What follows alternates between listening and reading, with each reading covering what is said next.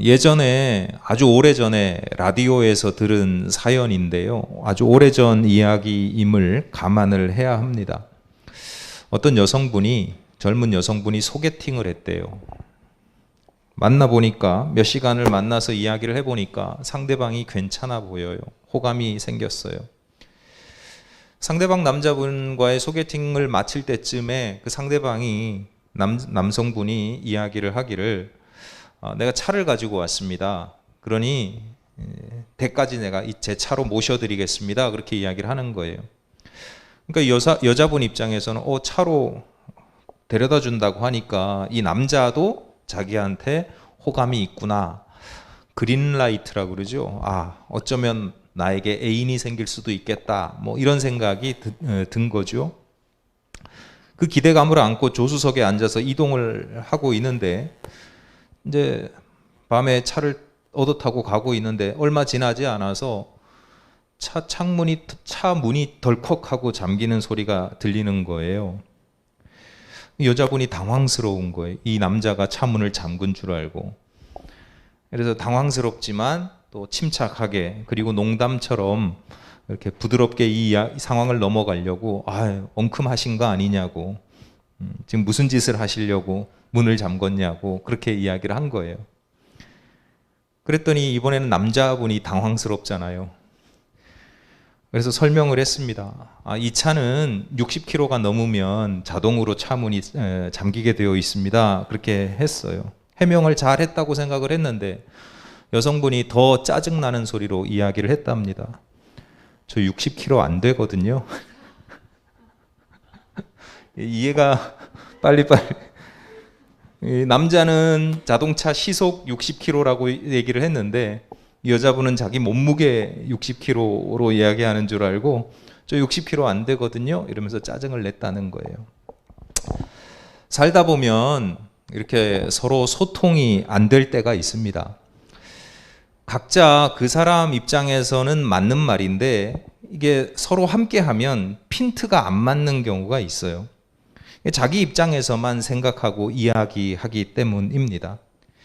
그러므로 우리가 항상 대화를 하거나 이야기를 나눌 때에는 그 대화의 내용, 무슨 말을 하느냐도 중요하지만 그 대화를 듣는 상대방의 입장, 그러니까 상대방이 서 있는 자리에 대한 고려가 있어야 합니다. 이 사람이 무슨 의미로 이런 이야기를 하는지, 이 사람이 어떤 생각으로 이 이야기를 받아들이는지에 대한 이해가 없으면, 고려가 없으면 대화를 하면 할수록 서로 이해를 해야 되는데 대화를 하면 할수록 서로 꼬이는 거예요. 대화를 하는데 소통이 안 돼요. 오해가 쌓이고 갈등하고 다투게 되는 겁니다. 요즘에는 흔치 않지요. 대가족이 있었답니다. 그 대가족의 가장 큰 어르신이 자기 자손들, 자녀손들 이렇게 숫자를 다 세어보니까 아들, 며느리, 손주들 다 포함해서 19명이더래요. 자기까지. 아버님 입장에서는, 연세가 많으신 아버님 입장에서는 더 많은 자손을 필요로 하는 거예요. 그래서 어느 명절날 그 가족들이 다 모인 자리에서 아버지가 이야기를 했답니다. 우리 가족 숫자를 세어보니까 19명이더라. 홀수보다는 짝수가 낫지 않겠냐. 누가 한 명 더 애를 낳아줬으면 좋겠다. 그렇게 이야기를 했는데 그 이야기를 듣고 있는 며느리들 입장에서는 이게 얼마나 당황스러운 이야기예요. 그렇다고 시아버님이 말씀하시는데 나서서 함부로 대꾸하거나 뭐 설명하기도 어렵잖아요. 그럴 때 정의의 사도 시어머니가 딱 나타나셔서 한마디 툭 던지더랍니다. 홀수가 싫고 짝수가 좋으면 당신이 죽으면 되겠네요. 당신 죽으면 딱 짝수 맞네. 그렇게 이야기를 하더래요. 그래서 며느리들 앞에서 아주 망신을 당했다는 이야기입니다. 내 입장에서는, 이 어르신 입장에서는 자녀가 많으면 많을수록 좋고, 그래서 핑계 삼아서 홀수 짝수 이야기를 하면서 이야기를 했지만 그 자기 입장에서만 이야기하다가 이렇게 망신당할 수도 있지요. 대화에서만 적용되는 게 아닙니다. 제가 주변 선후배들 사이에 제가 그래도 머리가 좀 좋은 편에 속해가지고요. 저한테 기획력이나 아이디어가 좀 있는 사람으로 생각을 해서 가끔 그런 좋은 아이디어 없냐, 이럴 때 어떻게 기획하는 게 좋겠냐, 이런 문의가 들어올 때가 가끔 있어요. 그러면 제가 자주 그럴 때마다 그런 상황에서 제가 자주 하는 표현이 있는데 이렇게 제가 이야기를 합니다. 웃으면서 제가 머리가 좋지요. 기획력이 좋지요. 아이디어 많습니다. 그런데 판을 모르는데 무슨 소용이 있겠습니까? 제가 이렇게 이야기하거든요. 판을 모르는데. 흔히 탁상공론이라고 이야기를 합니다. 테이블 위에서 머리로만 이야기를 나누면 참 좋은 아이디어들이 많아요. 여러분, 우리나라 뭐 정치, 정책 이런 것도 이렇게 비판하시는 분들을 보면 가끔 그런 모습들이 많아요. 현실을 전혀 고려하지 않고 자기 머릿속에서 이렇게 하는 게 훨씬 좋은데 왜 이렇게 안 하냐고, 저렇게 하면 안 되는데 왜 저렇게 하냐고. 그러니까 현실에 대한 이해가 없는 경우가 굉장히 많아요. 머리도 좋고 그런 아이디어를 낼 만큼 머리도 좋고 마음도 착해요. 선해요. 그런데 현장을 모르기 때문에, 또는 현장을 고려하지 않기 때문에 그저 이상주의자, 낭만주의자가 되고 맙니다. 꿈을 꾸고 이상을 가진다, 이상을 추구한다는 게 나쁜 일이 아니죠. 오히려 꿈이 없고 현실에 매몰되어서 꿈이 없고 이상이 없는 것이 더 슬픈 일입니다. 하지만 아무리 좋은 꿈이나 이상도 현실에 발을 딛지 않으면, 현실에 발을 딛고 서 있지 않으면 그냥 뜬구름입니다. 그림의 떡입니다. 때로는요, 떡보다 낭만이 중요할 때가 있습니다. 비가 새는 판잣집에서 새우잠을 잔데도 사랑하는 내 님과 함께라면 즐거웁지 않더냐, 뭐 이런 게 다 이상과 낭만이잖아요.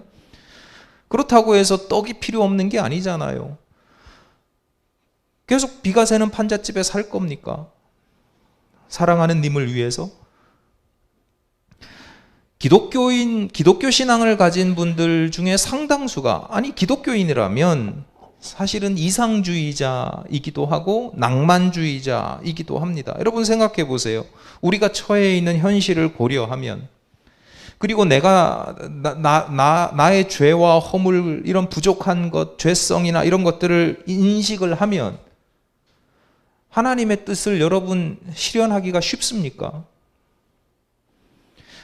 나를 향하신, 이 세상을 향하신 하나님의 뜻이요, 냉정하게 보면 지극히 이상적입니다. 아이디얼하단 말이에요.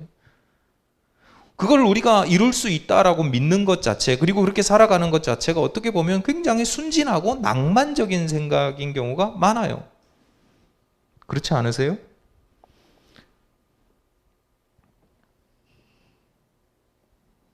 그런데 신앙인들은 그런 낭만과 이상을 쫓아갑니다. 나쁘지 않죠. 좋은 일이라니까요.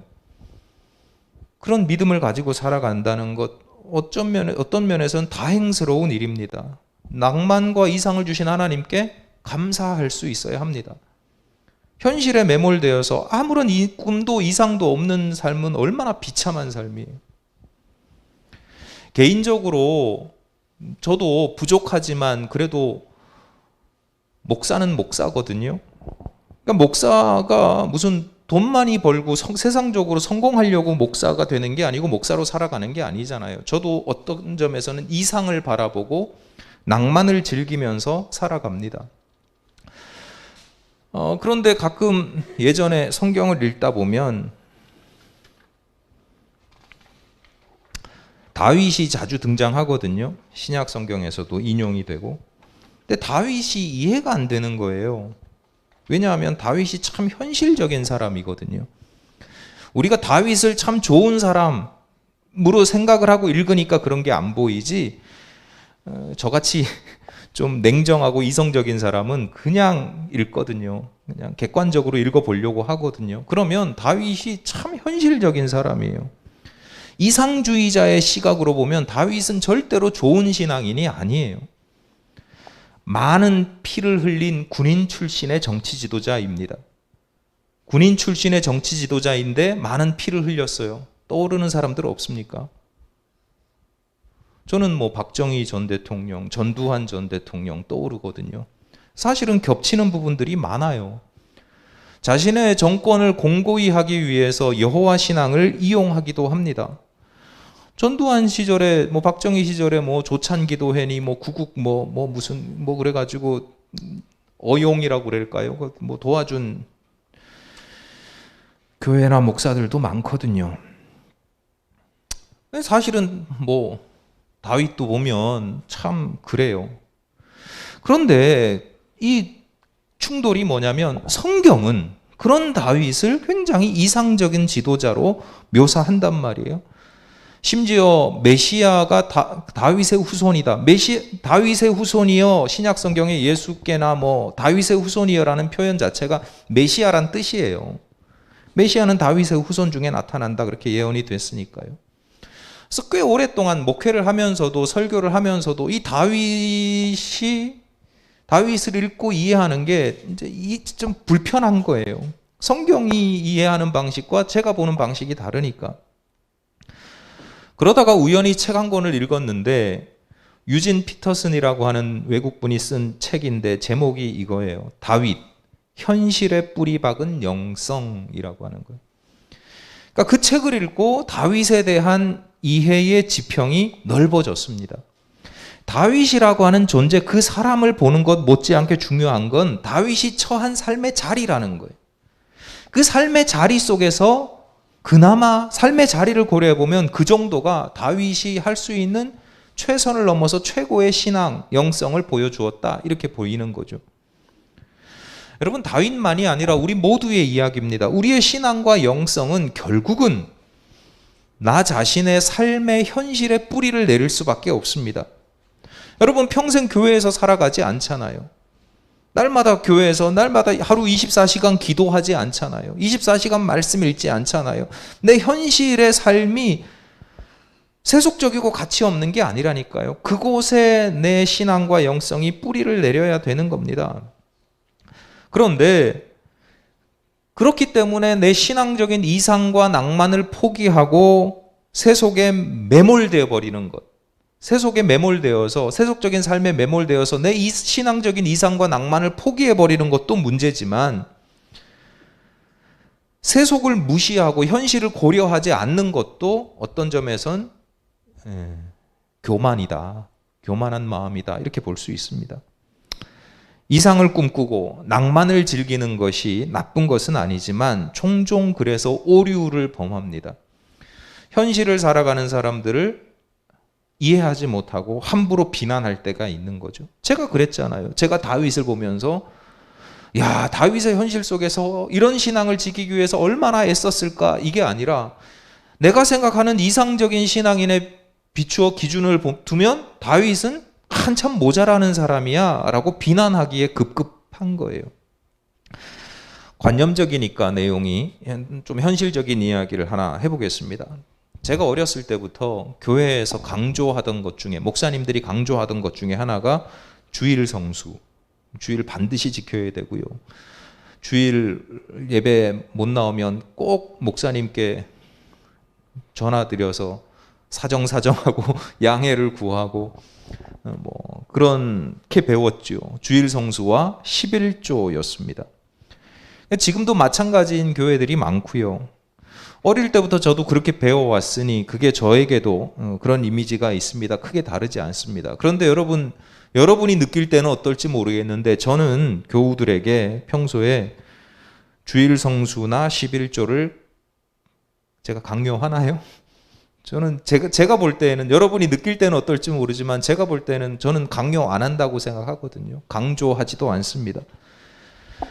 누가 주일날 못 나와요 이렇게 전화 걸면 제가 한 번도 그러시면 안 되지요 라고 이야기해 본 적이 없습니다. 그러시냐고, 잘 다녀오시라고, 일 잘 보시라고 제가 그렇게 이야기를 하지, 한 번도 집사님이 말이야, 권사님이 말이야, 주일도 빼먹고 그럼 되냐고 이런 얘기 해본 적이 없습니다. 주일 성수나 11조를 예로 든 겁니다. 그 주일 성수나 11조가 필요 없어서가 아닙니다. 나쁜 것이라서가 아니에요. 주일 성수와 11조는 성도들 자신의 신앙에 합당한 신앙의 표현입니다. 그 신앙을 가늠할 수 있는 척도가 되기도 합니다. 그런데 그렇다고 해서 주일 성수 못하고 11조 안 드린다고 해서 함부로 비난하고 책망해서는 안 된다. 그 이유 중에 하나는 그 사람의 삶의 현실을, 삶의 자리를 고려하지 않고 그냥 이상만 가지고 그 이상을 강요해서는 안 되기 때문이다 라고 하는 겁니다.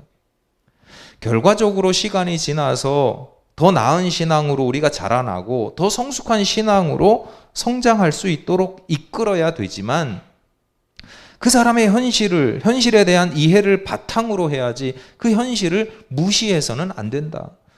어떤 사람의 현실은 어떤 신앙을 표현하기에 참 수월한 경우도 있지만 어떤 사람의 현실에서는 그 이상을 알지만 추구하기가 굉장히 어려운 경우가 있거든요. 그러면 그때 옆에서 같이 격려하고 독려하고 칭찬하고 응원하면서 가야지. 당신은 틀렸어. 이렇게 이야기하면 안 된단 말이죠. 여러분도 마찬가지예요. 예를 들어서 여러분 주변에 교회 다니지 않는 사람들이 있어요. 사랑하는 가족 중에서도 예수를 믿지 않는 사람들이 있어요. 그 사람들이 볼 때는 그 사람들의 시선으로 신앙인들을 보면 답답하지만 또 신앙인의 시선으로 보면 그 사람들 참 답답한 경우가 있거든요. 세상을 그냥 외눈으로 살아가는구나 이렇게 보일 때가 있어요. 한쪽 눈만 가지고 세상을 바라보는 것처럼 느껴질 때가 있어요. 그래서 빨리 구원의 길로 인도하고 싶은 마음이 들 때도 있죠. 그런데 결과적으로 어떤 현상이 나타나느냐? 그분들이 볼 때에는 자기를 함부로 대하는, 무시하고 업수히 여기는 그런 경우가 생긴단 말이에요. 전도하는 게 나쁜 게 아닌데 전도하는 모습이, 전도하는 말이 그 상대방 입장에서는 굉장히 기분 나쁠 수 있고 무례할 수 있는 그런 경우가 생긴다는 거예요. 그분의 현실을 고려하지 않기 때문에, 그분의 현실을 고려해서 아직 그런 말씀을 받아들일 준비가 안 돼 있으니까 아무것도 하지 말라는 게 아닙니다. 하나님께로 인도하는 것을 포기해도 된다? 나태해도 된다? 이런 이야기가 아니죠. 지혜가 있어야 된다는 거예요. 지혜롭게 인도해야 된다는 겁니다. 신앙인의 지혜는 어려운 현실 속에서도 이상을 추구하는 것, 그것도 신앙인이 가져야 할 지혜이지만 그런 현실 속에서도 그 어려운 이상을 단지 추구하기만 하는 게 아니라, 그래서 그들과 충돌하는 게 아니라 그런 현실 속에서도 그 이상이 실현되도록 하는 것이 더 큰 지혜입니다. 그런 지혜를 가지기 위해서는 이상과 낭만, 내 이상만 가지고 살아가는 게 아니라 현실, 삶의 자리를 고려하고 이해해야 된다라고 하는 것입니다. 예수님은 이상주의자예요? 현실주의자예요? 누가 봐도 예수님은 이상주의자에 가깝죠. 예를 들어서 십자가에 달려서 돌아가시는 그 와중에, 그 고통스러운 상황에서도 하나님께 뭐라고 기도합니까? 하나님, 저들의 죄를 용서해 주십시오. 저들이 자신이 무슨 짓을 하고 있는지, 어떤 죄를 짓고 있는지조차도 모릅니다. 용서해 주십시오. 이게 얼마나 이상적이고 낭만적이에요. 당신을 죽이라고 소리 지르고 있고 손가락질하고 욕을 막 하고 침을 뱉는, 저주하는 그런 사람들이 하나님, 저들이 회개하고 돌아오기를 바라고 기도하는 게 얼마나 순진하신 생각이에요. 그런 생각 안 드세요? 낭만적이잖아요. 근데 예수님은 그런 분이에요. 예수님은 그렇게 이상을 추구하시고 낭만적인 분이에요. 그런데 그런 모습만 보시면 안 됩니다. 마태복음 7장 6절에서 예수께서 이렇게 말씀하십니다. 거룩한 것을 개에게 주지 말며 너희 진주를 돼지 앞에 던지지 말라.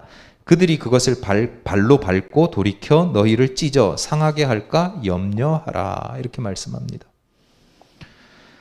거룩하고 귀한 거 중요하죠. 그 아낌없이 이웃들과 나누는 것, 누구에게 전하는 것 참 귀한 일입니다.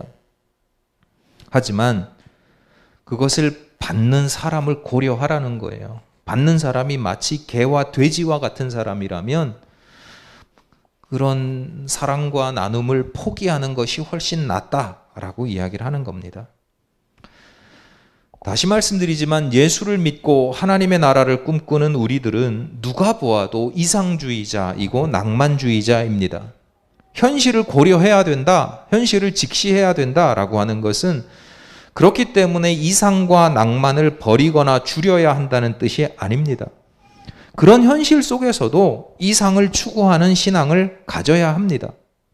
때로는 그런 현실에도 불구하고 하나님의 이상, 하나님의 섭리를 믿고 의지하면서 그 이상을 끝까지 추구하는 그런 믿음과 의지도 중요합니다. 하지만 그 어떤 경우라도 현실을 무시해서는 안 된다.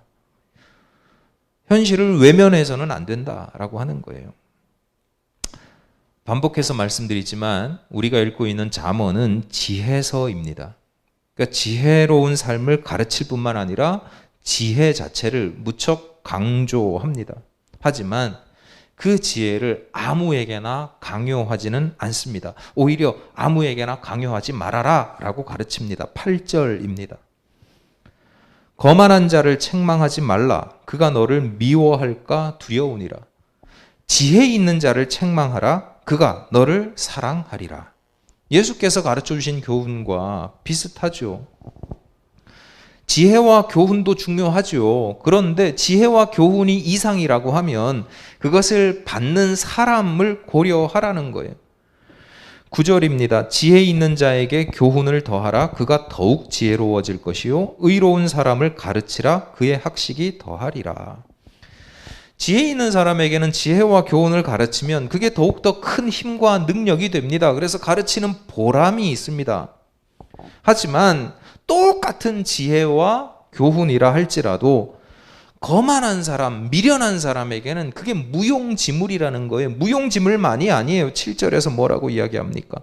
거만한 자를 징계하는 자는 도리어 능욕을 받고 악인을 책망하는 자는 도리어 흠이 잡히느니라. 해코지를 당한다라고 이야기하는 거예요. 예수께서 개 같은 사람, 진주 같은 개 같은 사람, 돼지 같은 사람에게 진주를 던지지 말라라고 한 게 무용지물이라서가 아니라 그 개와 같은 돼지와 같은 사람이 그 진주를 짓밟아 버린다라고 이야기를 하거든요.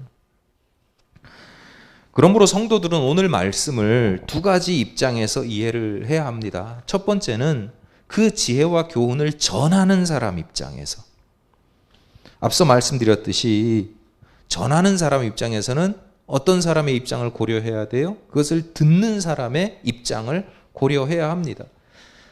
그 듣는 사람의 현실을 이해해야 합니다.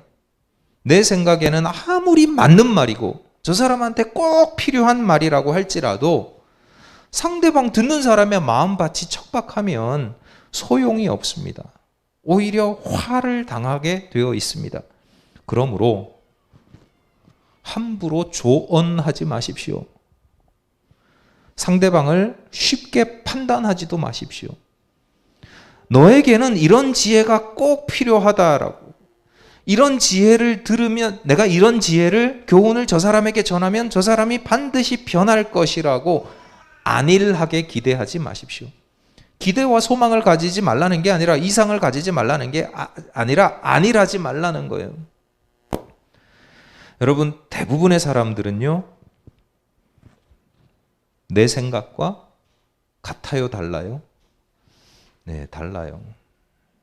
도무지 살아가다 보면 도무지 이해할 수 없는 말과 도무지 이해할 수 없는 행동, 도무지 이해할 수 없는 생각을 가진 사람들이 참 많아요. 심지어 평생을 같이 함께 살아온 가족이나 배우자도 생각하고 이해하는 방식이 다릅니다. 그런데 나만 옳다, 내가 맞다, 그래서 상대방을 무시하기 시작하면 큰일 납니다.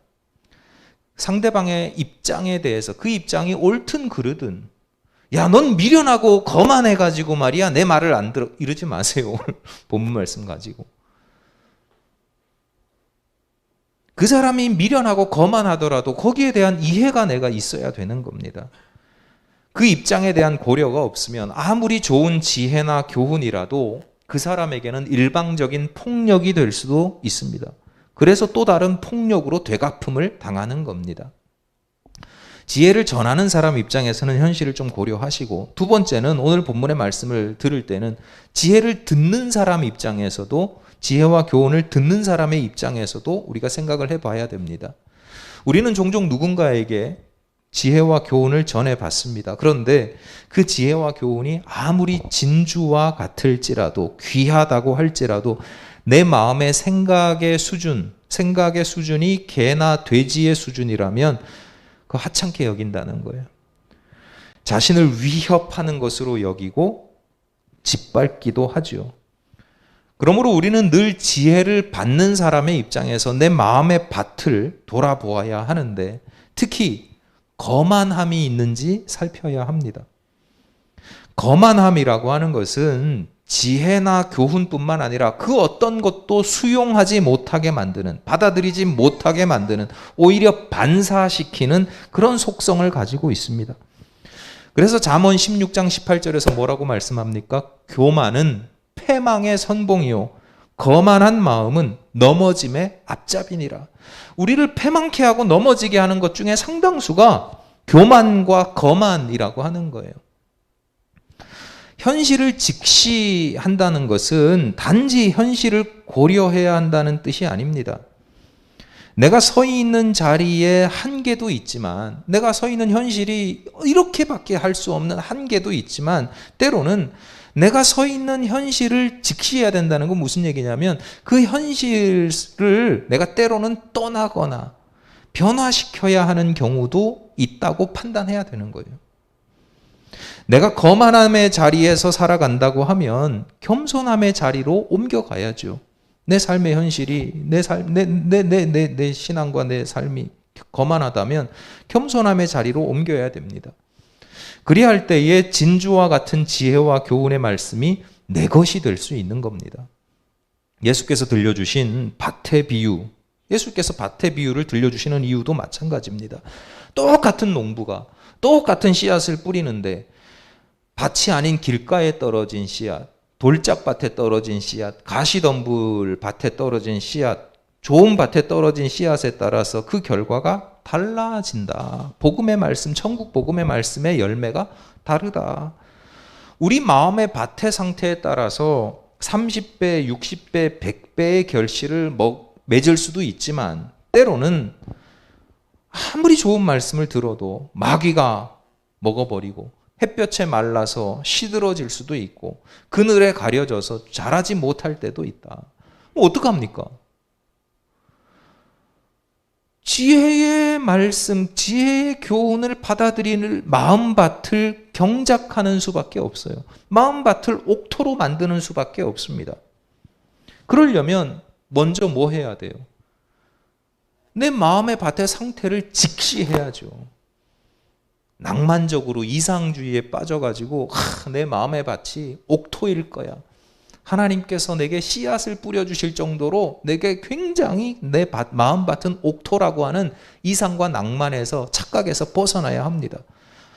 하나님은 계산적인 농부가 아니에요. 그래서 길가에도 씨앗을 막 뿌려요. 내 마음밭이 길가인데도 하나님의 씨앗, 말씀의 씨앗이 떨어질 수도 있습니다. 그러니까 말씀의 씨앗이 내게 떨어졌다고 해서 여러분 착각하시면 안 돼요. 내 마음의 상태를 잘 봐야 됩니다. 혹시 나한테 거만한 마음이 있지는 않는지, 세상의 염려와 근심에 사로잡혀서 말씀이 자라나지 못하게 하는 건 아닌지, 말씀을 듣긴 듣는데 수시로 마귀에게 금세 빼앗겨 버리는 건 아닌지, 조그마한 고난과 어려움이 닥치면 그냥 쉽게 그 신앙을 포기해버리는 건 아닌지 돌아볼 수 있어야 합니다. 좀 다소 불편하게 들릴 수도 있는 말씀을 드립니다. 저를 포함해서요, 우리 중에는 오랫동안 신앙생활 하신 분들이 있습니다. 오랫동안 신앙생활 한 것에 신앙의 연륜에 비추어서 여러분 얼마나 많은 말씀을 받았겠어요? 얼마나 많은 지혜와 교훈의 말씀을 들었겠어요? 그런데 그 말씀이 우리의 삶 속에서 얼마만큼의 열매를 맺었습니까? 열매가 많지 않다면, 심지어 하나도 없다고 하면 어떤 거예요? 우리 마음밭에 문제가 있는 거죠. 그러므로 경각심을 가져야 합니다. 본문에서 말씀하시는 그 거만한 자가 바로 나 자신일 수 있다라고 하는 생각을 해야 합니다. 패망으로 이끄는 교만함이 있지는 않은지, 개나 돼지처럼 귀한 진주를 짓밟아 버리는 어리석음이 있지 않은지 우리는 끊임없이 자기 상태를 살펴야 합니다. 그리고 그렇다고 하면 그 삶의 자리에서 돌이켜야 합니다. 돌아서야 합니다. 그렇지 않으면 끊임없이 하나님을 잘 못 믿는 정도가 아니라 하나님을 대적하게 되어 있습니다. 지혜와 교훈의 말씀을 들려주시는 하나님과 대적하고 싸웁니다. 마지막으로 반복해서 말씀을 드립니다. 우리는 신앙인들은 일종의 이상주의자입니다. 하나님의 나라와 의, 그리고 하나님의 섭리하심을 믿고 소망합니다. 하지만 그 이상이 그저 저 하늘 위의 이상으로만, 내 머릿속에만, 내 기도할 때에 내 관념에만 존재하기를 바라는 사람들이 아닙니다. 하나님의 나라가 이 땅에 임하기를 믿는 사람들입니다. 하나님의 통치가 내 삶의 자리에 나타나야 합니다. 누구를 통해서? 나를 통해서. 내가 어떤 행동을 하고 어떤 말을 하고 어떤 생각을 가지는 것을 다른 사람들이 보면서 마치 창세기의 요셉을 보듯이 하나님이 함께 하시는 사람이로구나. 하나님이 저를 통해서 세상을 다스리고 통치하시는구나. 섭리하시는구나. 이렇게 보여줄 수 있어야 됩니다. 이를 위해서는 끊임없이 어떻게 해야 됩니까? 내 삶의 자리를 살펴야 되죠. 내가 지금 어떤 삶의 자리에 있는지, 잘못된 삶의 자리에 있지는 않는지, 내 삶의 자리 중에 뭐가 문제인지 그 현실을 직시할 수 있어야 됩니다. 여러분, 절대로 현실주의자가 되라는 게 아닙니다. 현실에 얽매여서 이리저리 끌려다니라는 말이 아니에요. 현실주의자는 절대로 되지 마십시오. 현실주의자가 되는 순간 우리는 신앙이 없는 사람이 됩니다. 하지만 현실주의자는 되지 마시되 현실을 끊임없이 직시하고 고려할 줄 아는 지혜를 가지시기를 간절히 바랍니다. 기도하시겠습니다. 하나님, 오늘 저희들에게 하나님의 정언 명령이 아니라 세상을 살아가는 지혜의 말씀을 더하여 주시니 감사합니다. 무엇을 추구하면서 살아가야 할지는 알지만 그 이상을 위해서 어떻게 살아가야 할지 때로는 막막한 것이 저희들의 현실입니다. 하나님께 기도하고 간구할 때마다 하나님의 뜻과 하나님의 지혜를 구할 때마다 현실을 잘 이해하고 고려하고 직시할 수 있는 지혜를 더하여 주옵소서. 감사하며 예수님 이름으로 기도드립니다. 아멘.